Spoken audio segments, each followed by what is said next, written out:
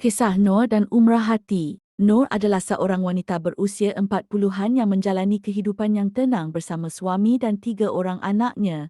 Dia menunaikan solat dan berpuasa di bulan Ramadan, namun jauh di lubuk hatinya, dia merasakan kekosongan rohani yang tidak dapat dijelaskan. Segala-galanya dalam hidupnya kelihatan baik, tetapi hatinya terasa berat dengan tekanan dan kesusahan harian. Pada suatu malam, Nur termenung merenungkan hidupnya. Dia teringat akan ibunya yang telah meninggal dunia beberapa tahun lalu dan kata-kata terakhir ibunya, "Wahai Nur, umrah itu menenangkan hati dan membersihkan dosa-dosa seperti air membersihkan kotoran." Nur mengambil keputusan untuk menunaikan umrah.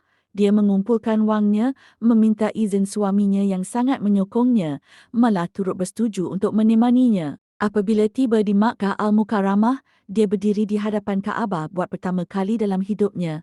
Air matanya mengalir dengan derasnya dan dia merasakan sesuatu yang tidak dapat digambarkan, seolah-olah sebuah gunung di dadanya telah terangkat.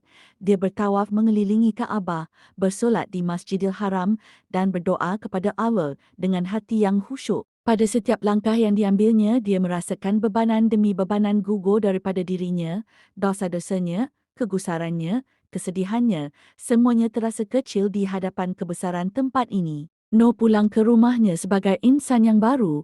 Perjalanannya bukan sekadar ritual keagamaan, tetapi kelahiran semula.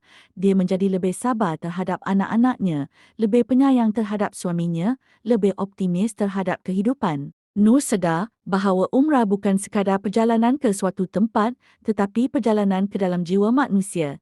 Ia adalah peringatan bahawa Allah sentiasa dekat, mendengar doa, gembira dengan taubat hambanya dan memberi peluang baru untuk memulakan semula daripada sifar. Sejak hari itu, umrah menjadi sebahagian daripada hidup Nur. Dia belajar bahawa haji dan umrah bukan hanya untuk orang tua atau orang kaya, tetapi untuk setiap hati yang merindukan ketenangan dan kedamaian. Maka demikianlah Nur memahami mengapa umrah itu penting, kerana ia menyusun semula keutamaan, mengingatkan manusia tentang hakikat dunia dan membuka pintu rahmat serta keampunan yang diperlukan oleh setiap jiwa manusia.